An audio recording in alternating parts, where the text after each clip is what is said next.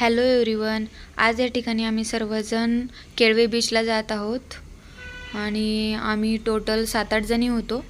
ही 1 day trip आहे, girls trip. सर्वजण hi hello करत आहेत।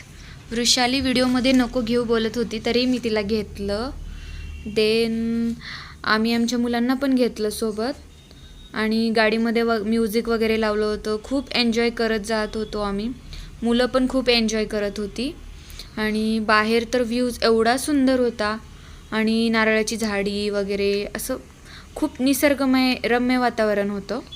त्यानंतर आम्ही 2 तासानंतर तिथे पोहोचलो आणि मंदिरामध्ये फर्स्टली आम्ही मंदिरामध्ये दर्शन घेतलं देवीचे। केळवे बीचच्या बाजूलाच मंदिर आहे तिथे आणि मंदिरातले दर्शन वगैरे घेऊन मग आम्ही पुढे निघालो आणि पुढे तिथे तिकीट काढलं। 5 रुपये तिकीट होतं आतमध्ये, एंट्री तिकीट बीचवरती जाण्याकरिता। आणि तिकीट वगैरे काढलं। गर्दी खूप होती कारण संडे होता आणि संडे असल्यामुळे लोकांची चिक्कार गर्दी आणि मार्केट एरिया पण होता आजूबाजूला, पाहू शकता।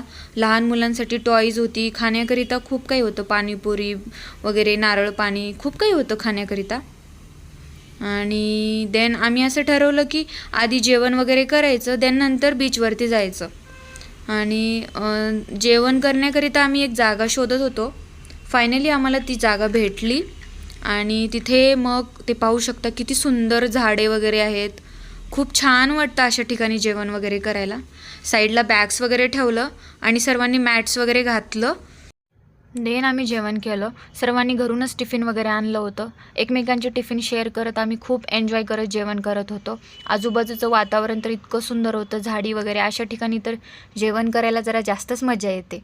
आणि त्यातल्या त्यात आम्ही 1-2 फोटोज वगैरे क्लिक केले जेवण करतानाचे आणि त्यानंतर थोडंसं रेस्ट वगैरे केलं आणि मुलांना घेऊन आम्ही बीचवरती गेलो। मुले तर इतकी एन्जॉय करत होती बीचवरती, खूप खेळत होती, एकमेकांसोबत खूप रमली होती आणि आम्ही त्यांचे व्हिडिओज वगैरे काढत होतो, फोटोज वगैरे काढत होतो आणि परत आमचेही फोटोज वगैरे काढले, व्हिडिओज वगैरे काढले। सी व्ह्यू तर पाहू शकता किती छान दिसत आहे।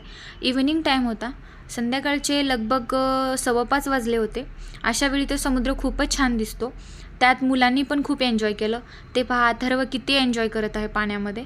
आणि परत आम्ही त्यात समुद्रामध्ये फोटोज वगैरे काढले, व्हिडिओज वगैरे केलोत आणि देन मुलं पण खूप थकली होती त्यामुळे आम्ही निघालो। आणि लास्टवाला जो व्हिडिओ आहे निघतानाचा तो नाही बनवला मी, कारण अथर्व झोपला होता त्यामुळे नाही बनवता आला। हा माझा फर्स्ट ब्लॉग आहे। जर तुम्हाला आवडला असेल तर लाईक करा, शेअर करा आणि